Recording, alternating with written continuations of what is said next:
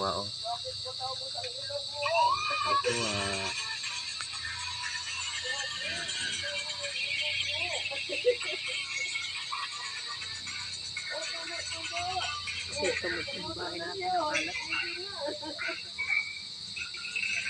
ang bahay sa ating kapobreng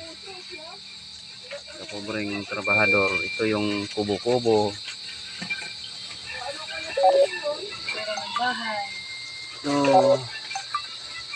ang aking magandang asawa na nakatalikod. Ayan.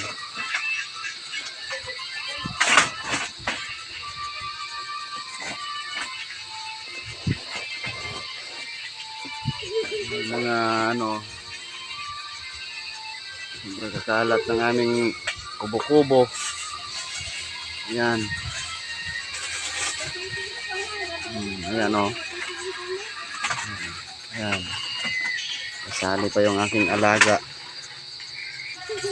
Yung alaga namin na hanggang ngayon buhay pa rin. Matanda na yung alaga na yan. 7 years na yan. Magsi 7 years na.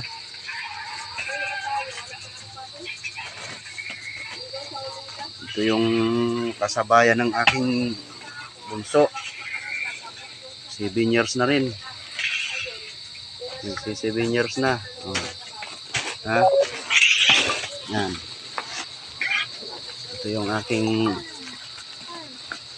bunso. Bebe, tingin ka nga bebe oh. Yan yung aking bunso. At yan yung kanya alaga na kaedad niya. Ayun.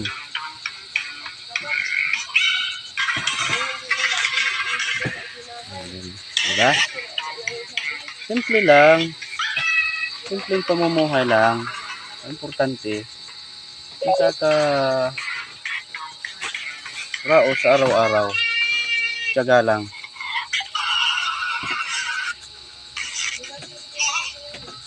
Ganun lang talaga ang buhay.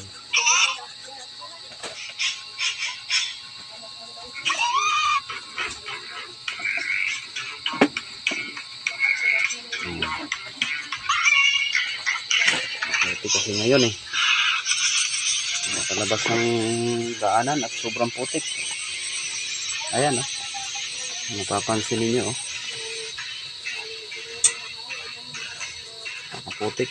Kauulan lang kasi. Katitigil lang ng ulan. Kaya dito lang muna tayo sa loob ng kubo. Kubo ng mga Kubo ng mga kapobre nating trabahador. Ayan. Busy naman tong isa sa cellphone niya. Ayan oh. Okay. Maraming salamat sa mag-follow. subscribe. At mag-subscribe dito sa channel ko. Sa susunod na naman uli mga katrabahador.